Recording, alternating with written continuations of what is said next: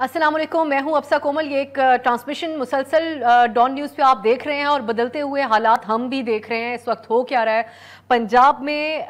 बहरहाल इस वक्त वोटिंग का अमल तो शुरू हो चुका है नए कायदे ऐवान के लिए, लेकिन थोड़ी देर पहले जो खबरें आई उन्होंने तो पूरा का पूरा मंजरनामा ही बदल दिया। थोड़ी देर पहले ये खबर ब्रेक की हामिद मीर साहब ने, जिन्होंने हवाला दिया मोनिस इलाही साहब का कि उन्होंने उनसे उनसे टेलीफोन पे बात की है जिस वक्त की खबरें आ रही थी कि मोनिस इलाही साहब पंजाब असेंबली से रवाना हो गए चौधरी शुजात हुसैन साहब से मुलाकात के लिए, जो कि उनके अंकल भी हैं और उनकी पार्टी के सदर भी हैं। और कुछ ये चहमगोइयाँ थी उस वक्त के मोनिस इलाही साहब को वीडियो पैगाम जारी कर देंगे चौधरी शुजात साहब का, जो कि उसमें परवेज़ इलाही साहब को सपोर्ट कर रहे होंगे, लेकिन खबरें उससे बिल्कुल मुख्तलिफ सामने आई। और अगेन हामिद मीर साहब का हवाला देते हुए कि उन्होंने मोनिस इलाही के हवाले से ये बात कही कि उनको वाज़े तौर पे पार्टी के सदर चौधरी शुजात हुसैन साहब ने ये कह दिया है कि वो परवेज़ इलाही की हिमायत नहीं करेंगे बतौर सीएम, और इस हवाले से उन्होंने ख़त भी लिख दिया है। अब टेक्निकली बहुत सारे सवालात उठ चुके हैं क्योंकि चौधरी शुजात साहब पार्टी के सदर हैं और जो बात वो कहेंगे वो बाइंडिंग होगी पार्टी के लिए फॉलो करना। लेकिन on the other hand Monis Ilahi साहब का ये बयान, वो ये कहते हैं कि मैं और इमरान खान हार गए और जरदारी साहब जीत गए। जैसा कि हम पहले भी इस ट्रांसमिशन में बात कर रहे थे कि कल एक तवील मुलाकात आसिफ अली जरदारी साहब ने की है चौधरी शुजात हुसैन साहब से, और उसमें आखिर कुछ तय भी पाया या नहीं तय पाया। और एक सरप्राइज़ की बात नून लीग करती। इस वक्त एक ओवरऑल डिबेट शुरू हो चुकी है कि ये जो हुआ है अभी, ये अखलाकी तौर पे तो हमारी सियासत जो चल रही है उसके ऊपर तो सवालात हम उठाते ही रहते हैं, लेकिन जो आज ये खबर सामने आई है, क्या ये एक स्मार्ट सियासी मूव थी जरदारी साहब की, या वाकई हमारी जो सियासत का मेयार इस वक्त चल रहा है और जो रिवायत बन रही है उसके ऊपर सवाल उठता है।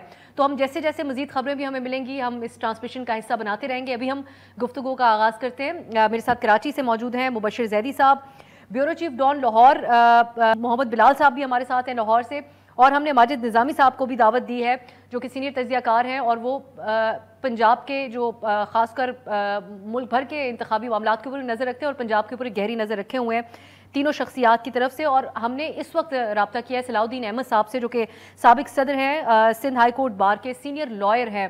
मैं आप तीनों की इजाज़त से मैं सलाउद्दीन साहब से आगाज़ करना चाहूँगी ताकि हमारे पास एक लीगल पॉइंट आ जाए ताकि हम बात करें जब इन मामलात के ऊपर। बहुत शुक्रिया सलाउद्दीन साहब आपके वक्त के लिए। मैं ये जानना चाह रही हूँ कि जो इजलास इस वक्त पंजाब असेंबली का जारी है उससे जो खबरें आ रही हैं अभी हमें मुस्लिम लीग काफ के हवाले से, पार्टी के सदर हैं शुजात साहब रजिस्टर्ड, उनकी तरफ से मना कर दिया गया कि परवेज़ इलाही साहब को वोट नहीं देना। अब ये हमें क्लैरिटी नहीं है कि वोट उनके मुखालिफ देना है या देना ही नहीं है। तो अब लीगली आप क्या समझते हैं, पार्लिमानी लीडर के तौर पे परवेज़ इलाही साहब की बात मानी जाए या फिर जो चौधरी शुजात साहब ने कह दिया वो बाइंडिंग है? आप इसकी लीगल वैल्यू क्या देखते हैं जो मामला हुआ? देखिए, आइन में जो लफ्ज इस्तेमाल किया गया है वो किया गया है directions of the parliamentary party. As per my understanding the party is headed by Chaudhry Shujaat, तो चौधरी शुजात साहब की ही डायरेक्शन होगी। ये इसलिए भी मेरा ये ओपिनियन है क्योंकि अगर आप उसके बाद देखें जो तमाम तर डिफेक्शन की प्रोसीडिंग्स हैं वो पार्टी का हेड करता है। तो ये तो एक बड़ी एक एब्सर्ड सी बात हो जाएगी कि डायरेक्शन कुछ और है और पार्टी का हेड जो है वो डिफेक्शन प्रोसेस इनिशिएट कर रहा हो। तो उसको कंसिस्टेंटली पढ़ने के लिए मैं समझता हूँ उसकी वो जो डायरेक्शन है पार्लियामेंट्री पार्टी की वो वही होगी जो पार्टी हेड कहेगा। सलाउद्दीन साहब, और एक और बात कि अब लीगली इस वक्त जो हमारे सामने डिटेल्स हैं जो हम शेयर भी कर रहे हैं और आप भी सुन रहे हैं, इसमें पीटीआई के पास कोई ऑप्शन है कि इस प्रोसेस को वो चैलेंज कर दे? देखिए, ये जो भी होगा अब इस सिनेरियो में, तो मैं समझता हूँ एंड में ये दोबारा अदालत में ही जाएगा इस चीज की तशरीह के लिए डायरेक्ट, क्योंकि डायरेक्शन, क्योंकि एक वो काउंटर लेटर भी एक आया हुआ है जो मोनिस इलाही साहब जिसको रेफर कर रहे हैं, तो वो कह रहे हैं कि पार्लियामेंट्री पार्टी के जो लीडर हैं, शायद कोई सज्जाद अली साहब हैं या उन्होंने डायरेक्शन दी है परवेज इलाही के फेवर में। तो ये मामला सर्टेनली लिटिगेशन में फिर दोबारा आएगा। सही, बहुत शुक्रिया सलाउद्दीन साहब आपके कीमती वक्त के लिए। अब मैं मुबशिर जैदी साहब पहले इसलिए आपकी तरफ आना चाहूँगी क्योंकि मैं आपके तासुरात और हम सबके जो तज्ज़िये हैं वो तो हम सुनते आ रहे हैं। इब्तदाई तौर पे मैं जानना चाह रही हूँ, आप ये एक्सपेक्ट किया था कि इस किस्म का मूव आ सकता है जो ये खबर सामने आई है? जी, मेरा नहीं ख्याल कि इस तरह की मूव और इतनी श्रूड किस्म की मूव जो है, मेरे ख्याल में हम सब ही मार खा गए ये सोचते हुए कि जरदारी साहब जो बार बार जा रहे हैं चौधरी शुजात साहब की जानिब, तो वो एक डेस्परेशन में नहीं जा रहे बल्कि उनके पास कोई प्लान है। तो अब जब अगर ये प्लान सामने आया है तो कुछ ऐसा हो गया है कि अब चौधरी परवेज़ इलाही के लिए भी मुश्किल हो गई है कि अगर वो खुद अपने आप को भी वोट कास्ट करते हैं तो वो पार्टी प्रेसिडेंट की जो डायरेक्शन है उससे इनहराफ करते हैं, यानी वो फिर आर्टिकल 63A में वो भी नाअहल हो जाएंगे। तो अब मुझे समझ नहीं आ रही कि ये जो गेम हुई है इस वक्त, और जाहिर है अभी तक पूरी तरह सामने नहीं आई है, लेकिन अगर एब्सटेंशन की बात ठीक है कि चौधरी शुजात ने बतौर काफ के सदर के कहा है कि जितने उनके 10 मेंबरान हैं वो एब्सटेन करेंगे, तो मेरे ख्याल में तो चौधरी परवेज़ इलाही के लिए बड़ा मुश्किल हो गया है इस वक्त के ख़ुद को एक उम्मीदवार के तौर पे पेश करना, जबकि उनके जो पार्टी प्रेसिडेंट है उनकी डायरेक्शन कुछ और है। तो ये जो गेम हुई है मेरे ख्याल में इसमें ज़ाहिर है लीगली भी कंसल्टेशन हुई होगी, और जरदारी साहब और चौधरी शुजात के दरमियान जो बात हुई होगी उसमें ये भी हुआ होगा कि अच्छा अगर ये मूव नाकाम होती है उसके बाद क्या करना है, या ये मूव अदालत में जाती है तो उस वक्त क्या होगा।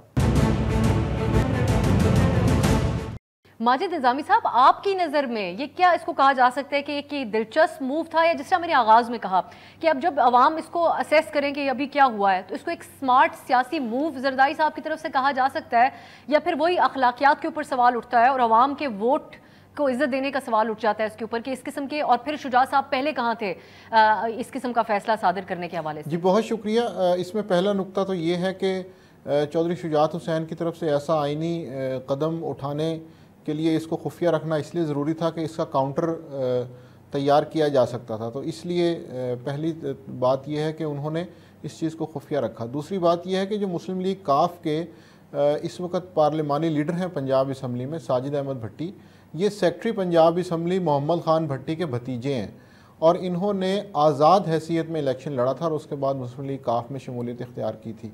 तो अगर हम साजिद अहमद ख़ान भट्टी और चौधरी शुजात हुसैन के सियासी किरदार का या उनकी सियासी माजी का जायज़ा लें तो मेरा ख्याल है इन दोनों का कोई मवाजना नहीं है, और ये बात बिल्कुल समझ आती है कि साजिद भट्टी को पार्लिमानी लीडर सिर्फ इसलिए बनाया गया ताकि वो चौधरी परवेज़ इलाही और मोहम्मद ख़ान भट्टी के जो मामलात हैं उनके हवाले से बेहतर फ़ैसले कर सकें। और साजिद अहमद भट्टी और चौधरी शुजात का कंपैरिजन करना मेरा ख्याल नामुनासिब होगा, क्योंकि दोनों के किरदार में वाज़ेह फ़र्क है। और जहाँ पे ये ऐसे यहाँ पे बात हो रही थी तो मेरा ये ख्याल है कि पार्लिमानी पार्टी को पार्टी हेड ही नॉमिनेट करता है और पार्टी हेड की तरफ से ही टिकटें जारी होती हैं। तो जो मेरा ख्याल है कि बुनियाद में जो पार्टी चेयरमैन है उसका फ़ैसला ही अहम होगा, लेकिन ये बात ज़रूर है कि मुस्लिम लीग काफ के बाकी अरकान ये कोशिश करेंगे कि वो कहीं ना कहीं इस मामले को तूल दे के अदालत की तरफ ले जाएं ताकि उन्हें वहाँ से कोई रिलीफ मिल जाए, क्योंकि इस टाइम मुस्लिम लीग काफ के अरकान को भी ये समझ नहीं आ रहा कि वो असम्बली के अंदर क्या करें, क्योंकि एक तरफ तो डी सीट हो सकते हैं और दूसरी तरफ चौधरी परवेज़ इलाही और उनके साथ मोहम्मद ख़ान भट्टी और साजिद भट्टी का एक अलग प्रेशर है, सो उसके अंदर उनके लिए फ़ैसला करना खासा मुश्किल है। जी अच्छा, और फिर हमने ये भी अभी खबरें सुनी कि चौधरी शुजात साहब के घर के बाहर भी कुछ काफ लीग के जो वर्कर्स हैं उन्होंने एहतजाज भी किया है। मोहम्मद बिलाल साहब, अब दो बातें हैं, इसका माजिद साहब तो कह रहे हैं कि इस पूरे प्रोसेस को बड़ा खुफिया रखा गया, लेकिन हमने भी ये मालूम करने की कोशिश की कि पीटीआई पिछले कुछ दिनों से परेशान क्यों थी। खान साहब की जो विक्ट्री स्पीच थी उसमें भी विक्ट्री क्यों झलक नहीं रही थी और उनको बहुत खदशा था कि आगे कुछ ऐसा हो सकता है। तो पिछले कुछ दिनों, और बड़े क्रेडिबल सोर्सेज ये बात कहते हैं, कुछ दिन पहले जब शहबाज शरीफ साहब की मुलाकात हुई थी इत्तेहादियों के साथ, तो उसमें शुजात हुसैन साहब भी इन्वाइटेड थे और वो नहीं आए उस मुलाकात में। तो फिर बाद में मालूम हुआ कि उस वक्त परवेज़ इलाही साहब और मोनिस इलाही साहब ने चौधरी शुजात साहब को जाके कहा कि आप नहीं जाएंगे। फिर कुछ फैमिली के मेंबरान के ज़रिए भी उनके ऊपर प्रेशर बिल्ड किया और शुजात साहब इस वजह से उस मुलाकात में आ नहीं सके। और बाद में कल जो रात को मुलाकात हुई वो फिर जरदारी साहब खुद उनके पास गए और ये मुलाकात हुई और ये मामला तय पा गए। तो बिलाल साहब, आप भी ये समझते हैं कि पीटीआई को या परवेज इलाही साहब को इस बात का बिल्कुल अंदाजा नहीं था कि ये इस तरह का मूव आज के दिन जब वोटिंग होनी है हो सकता है? देखिए अब साहब, पीटीआई अगर परेशान नज़र आ रही थी तो उसकी एक वजह थी आसिफ अली जरदारी की लाहौर में मौजूदगी, और ख़ास तौर पर उनकी कल जो चौधरी शुजात हुसैन से 2 मुलाकातें हुई थी, तो उसके हवाले से पीटीआई को काफ़ी कंसर्न थे।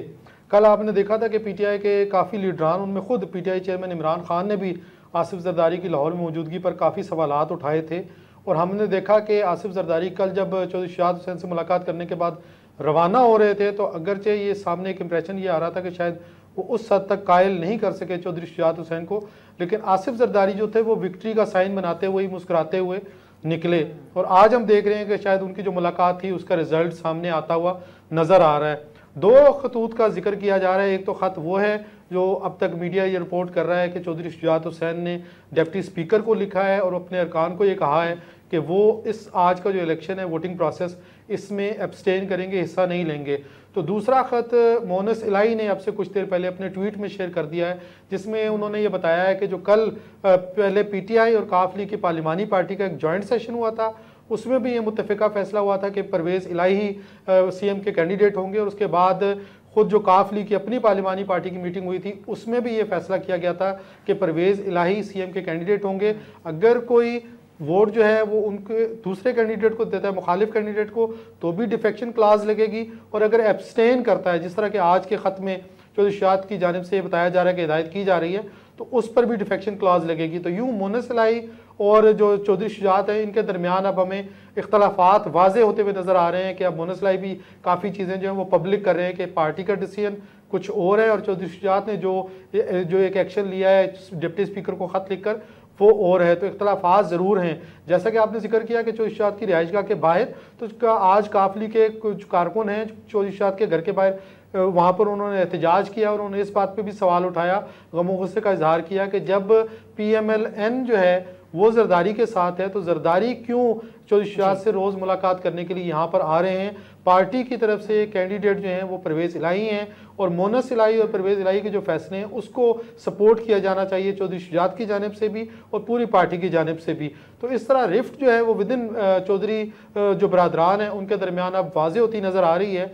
अब देखना ये है कि जो आगे का मरला है, क्योंकि हमें वाज़े नज़र आ रहा है कि आज अगर वो 10 वोट अगर चौधरी शुजात के लेटर के ऊपर माइनस कर दिए जाएंगे, और चौधरी शुजात जो हैं उनके लेटर के ऊपर हमजा शहबाज को बरतरी मिल जाती है चौधरी परवेज़ इलाही के ऊपर, तो ये मामला दोबारा में अदालत में जाता हुआ नज़र आ रहा है, और फिर इसी तरह जो पॉलिटिकल इंस्टेबिलिटी है ये फर्दर चलती हुई नज़र आ रही है। पंजाब में ये मामला डस्ट सेटल होती हुई नज़र नहीं आ रही।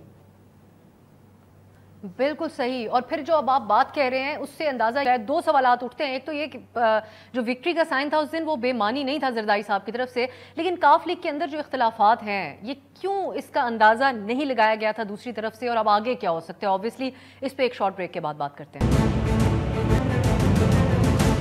Welcome back. पंजाब की सियासत में एक अजीबो गरीब सूरत हाल है जिसको कवर कर रहे हैं हम इस डॉन न्यूज़ की स्पेशल ट्रांसमिशन में, और मेरे साथ पैनल हमारा मौजूद है मुबशिर जैदी साहब, मोहम्मद बिलाल साहब और माजिद निज़ामी साहब।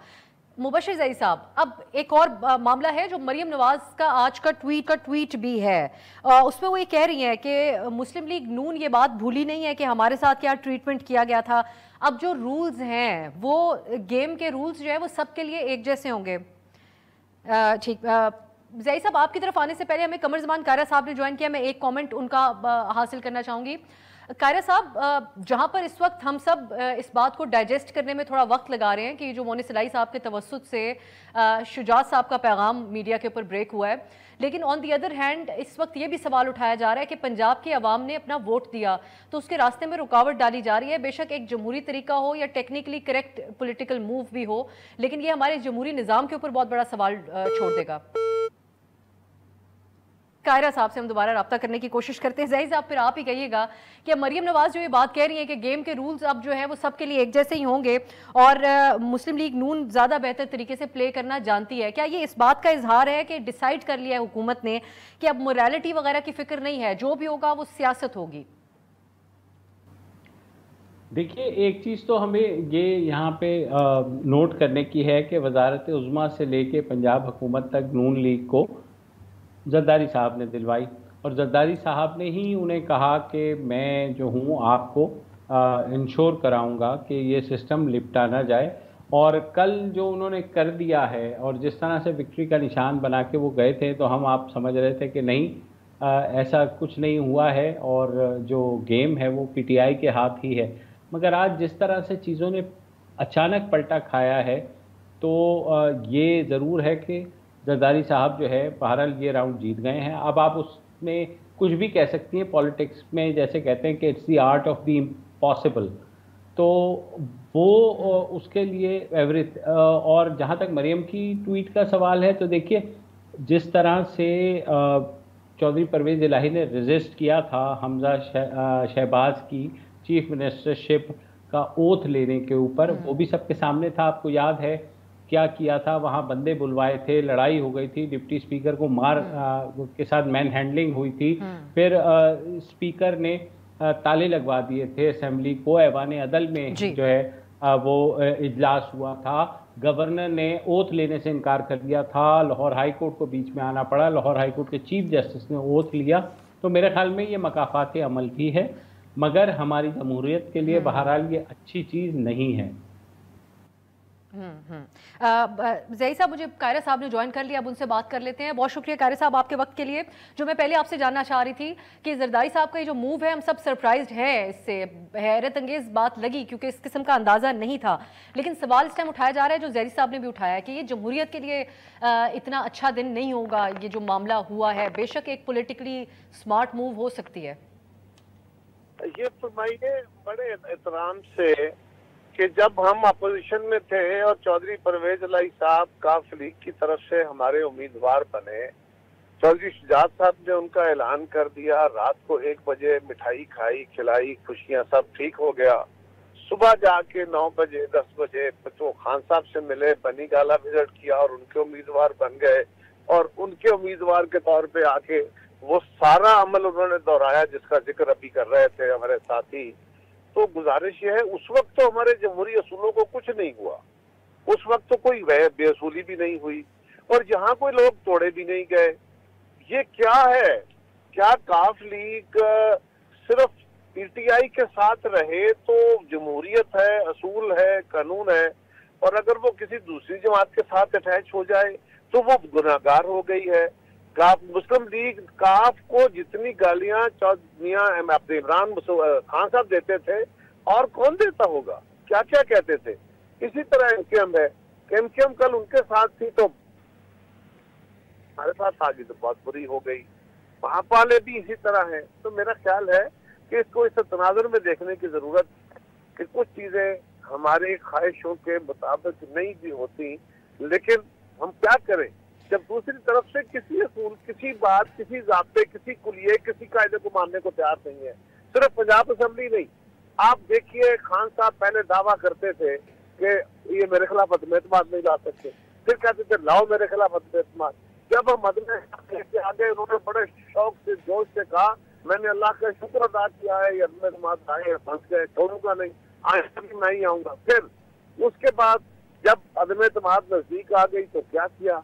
फिर साजिश का बयानिया आ गया, फिर उनकी जान को खतरात पैदा हो गए और उसके बाद कौमी असेंबली में क्या तमाशा नहीं हुआ। लेकिन कायरा साहब कौमी असेंबली के अंदर जो हुआ उसके ऊपर आइन शिकनी तक की बातें हुई, आर्टिकल 6 लगाने की, जो कि अदालत ने अपने इजाफी नोट के अंदर बात की और आप लोग भी ऑब्वियसली इसके ऊपर बात कर रहे हैं और तनकीद सख्त किस्म की हुई हर हल्के की तरफ से पीटीआई के उन इक़दामात के ऊपर। तो 2 wrongs don't make a right। यहाँ पर एक मामला ये है कि 15 सीटों के ऊपर 50% टर्नआउट के साथ पंजाब की अवाम ने अपना फैसला सुनाया अपने वोटों के साथ। तो अवाम का इस प्रोसेस से पंजाब की अवाम ने पीटीआई की 20 छोड़ी हुई नशिस्तों में से 5 सीटें हुकूमत वक्त को भी दी हैं और पीटीआई अपनी 15 सीटें लेने में कामयाब हो गई। लेकिन ये अब पंजाब की अवाम ने कहाँ कह दिया कि काफ लीग जो है वो अब हमेशा के लिए उनके साथ रहेगी और किसी और जमात के साथ जाएगी तो जमहूरियत खतरे में पड़ जाएगी। ये कहाँ उन्होंने मैंडेट दे दिया? ये किस मैंडेट का जिक्र आप फरमा रहे हैं? कायरा साहब एक और बात कहिएगा जाते जाते, क्या हमें क्यूरियोसिटी है, क्या शुजात हुसैन साहब ऑन बोर्ड थे इस इलेक्शन के बाद से अब तक के अब ये मामला होगा तो ये करना है? बीच में जो भी राब्ते होते रहे या जो भी ऑन फेस ऑफ इट हमें नजर आता रहा?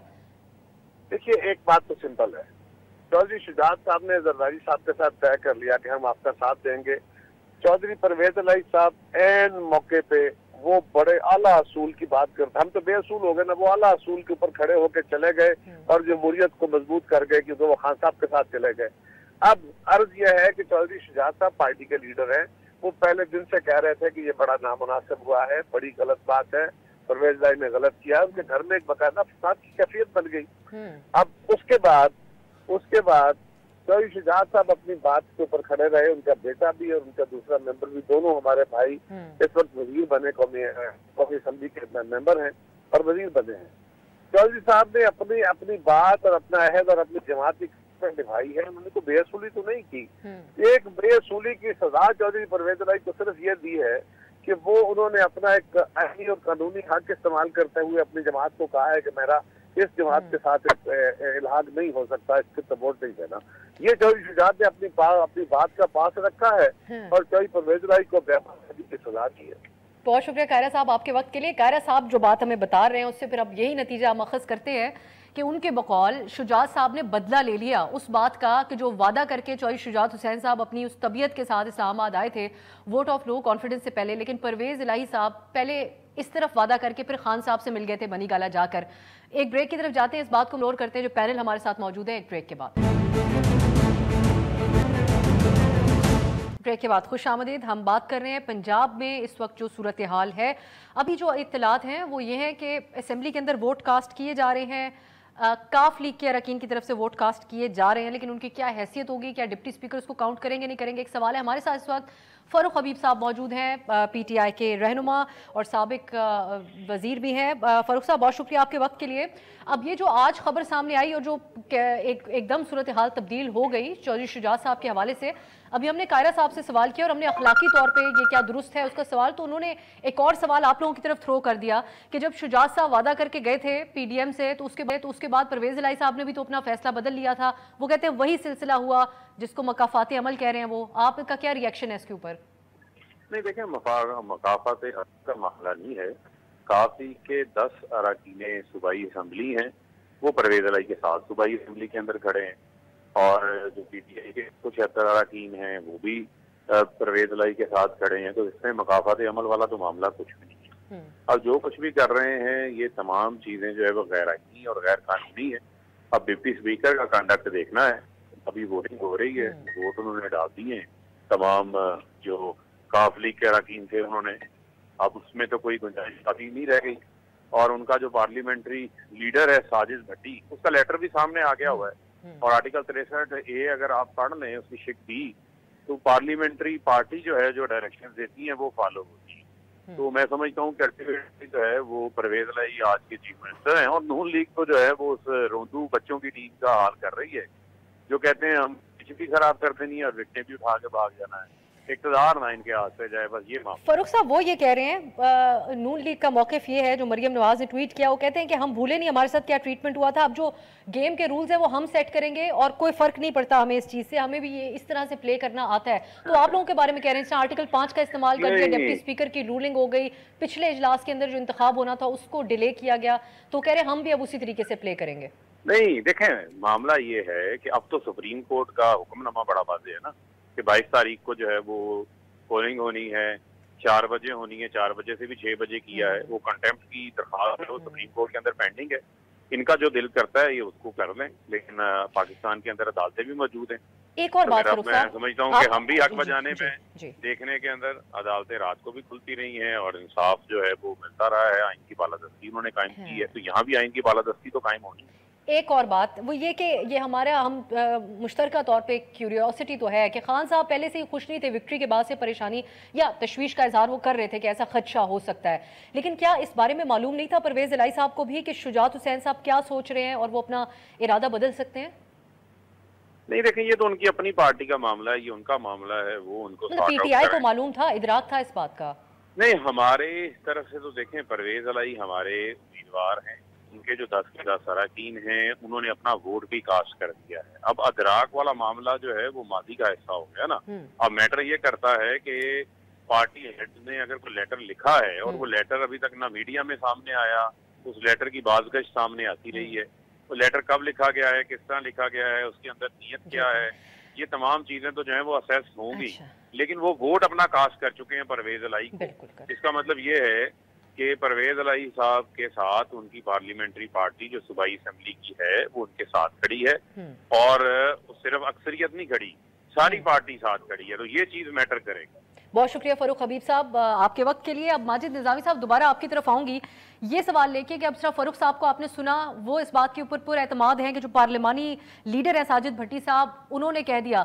दूसरी तरफ कुछ मुतजाद इतलाते अगर आप लोगों के पास कोई है तो करेक्ट कीजिएगा कि जो इस वक्त डिप्टी स्पीकर हैं उनको शुजात साहब का खत भी मौसूल हो चुका है, तो क्या इस बारे में कोई क्लैरिटी है आपको? अब आप मुझे बताइएगा ये जो वोट अभी कास्ट हो रहे हैं उनकी कोई हैसियत है या फिर नहीं काउंट करेंगे इनको डिप्टी स्पीकर? आपके ख्याल में? मेरा ये ख्याल है कि अगर ये प्लानिंग की गई थी तो वो खत इस वक्त पंजाब असम्बली की अंदर कहीं ना कहीं मौजूद होगा और उसकी बुनियाद पे अब ये 10 वोट रिजेक्ट किए जाएंगे और उन्हें उस खत से मुस्तसाद करार दिया जाएगा। क्योंकि अगर ये रात से प्लानिंग हो रही थी तो उसके अंदर ये इम्कान भी ज़रूर जाहिर किया गया होगा कि अगर पंजाब असम्बली के अंदर लोग परवेज़ इलाही को वोट देंगे तो उसका सद्देबाब कैसे किया जाएगा। तो ये तो बहरहाल उस प्लान का एक हिस्सा हो सकता है कि वो ख़त वहाँ पर मौजूद हो और उसकी बुनियाद पर वो वोट रिजेक्ट किए जाएँ। अब सिर्फ देखना ये है कि जो मुस्लिम लीग नून के अंदर, मुस्लिम लीग काफ के अंदरूनी इख्तलाफात हैं, अब वो जब अदालत में जाएंगे तो अदालत से इनको क्या रिलीफ मिलेगा। माजी करीब में अगर हम देखें तो सुप्रीम कोर्ट ने तहरीक इंसाफ और दूसरी जमातों के साथ खासा रिलीफ का मामला बरता है, तो अभी भी हो सकता है कि तहरीक इंसाफ को ये उम्मीद हो कि जिस तरह ज़िमनी इंतखाबात से पहले उन्होंने एक रिलीफ ऑर्डर ले लिया था सुप्रीम कोर्ट से, तो शायद इस तरह उन्हें सीएम के इलेक्शन के बाद भी एक ऐसा कोई रिलीफ मिलने की तवक्को हो सकती है, इसलिए शायद वो अदालत में जाएँ। अदालत जाएं तो बिलाल साहब आपके ख्याल में फिर जिस तरह फरूक साहब कह रहे थे कि अदालतों ने हमें पहले इंसाफ दिया, लेकिन अदालतों के बारे में भी बड़ा एक कंफ्यूज किस्म का बयानिया रहा है इन जमातों का। जब हक में फैसला आया तो एक बात, वरना क्रिटिसाइज किया कि आधी रात को क्यों नहीं खुली। आज आप समझते हैं इस किस्म का कोई वे आउट निकल सकता है पीटीआई के लिए सूरत हाल में? देखिए पीटीआई तो बिल्कुल, अगर आज परवेज इलाही लूज़ करते हैं तो पीटीआई इस मामले को ज़रूर अदालत में ही लेके जाएगी। अल्टीमेटली हमें ये मामला वहीं जाकर सेटल होता हुआ नज़र आ रहा है कि सुप्रीम कोर्ट क्या इसके ऊपर फैसला करेगी।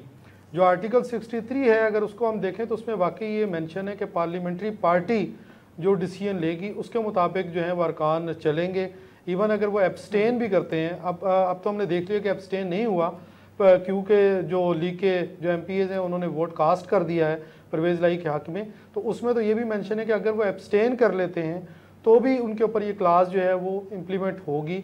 उसको जो है अब देखना ये है कि चौधरी शुजात का जो लेटर है जिसका अब तक जिक्र हो रहा है उसमें वाकई क्या डिप्टी स्पीकर को क्या है, जो अपनी पार्टी की तरफ से उन्होंने एक डायरेक्शन है, क्या डिसीजन है, वो लिखा क्या है चौधरी शुजात ने। और डिप्टी स्पीकर अगर वो लेटर है तो ऑब्वियसली वो कुछ देर में जब ये गिनती का अमल जो है वो ख़त्म हो जाएगा तो उसके बाद डिप्टी स्पीकर जो है वो अनाउंस कर देंगे कि क्यू लीग के जो पार्टी हेड है उनकी जानिब से इस तरह का कोई ख़त उन्हें मौसूल हुआ है और उसके बाद वो वोट माइनस करने की तरफ जाएंगे।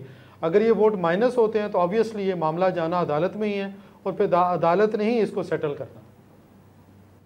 ज़ैदी साहब अब आखिरी कमेंट आपका। अब अगर ये जो पूरा एक प्लान बनाया है जरदारी साहब ने और नून लीग ने, ये इसमें कामयाब हो भी जाते हैं, हमजा साहब को बरकरार रख भी लेते हैं, लेकिन आज के दिन को एक पंजाब के अंदर सियासी बहरान के हवाले से एक स्याह दिन के तौर पे याद रखा जाएगा, या फिर जब मुस्तकबिल में लिखा जाएगा, तारीख लिखी जाएगी तो यही कहा जाएगा कि एक पोलिटिकली मैच्योर मूव्स किए या समझदार मूव्स किए। और शुजात साहब के बिहाफ के ऊपर भी जिस तरह से कायरा साहब ने बात की, आपने सुनी कि उन्होंने इस बात को अपने तक रखा।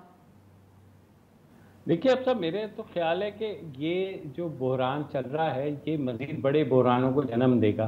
तो शायद जी जो ये बहरान चल रहा है, अगला जो बहरान होगा वो इससे भी बड़ा होगा। तो मुस्तकबिल में शायद इस बहरान के बारे में कुछ ना लिखा जाए और बड़े बहरान आगे आने वाले हैं। तो मेरे ख्याल में ये जो इस वक्त की सारी सूरत हाल है अभी तक गैर वाज़ेह है, लेकिन जिस तरह के ट्विस्ट एंड टर्न्स आए हैं तो अगर सब अपने हाथ पांव बांध के अदालत को दे देंगे तो फिर जाहिर है जो भी अदालत फैसला करेगी दोनों फरीकैन में से को कबूल करना ही पड़ेगा।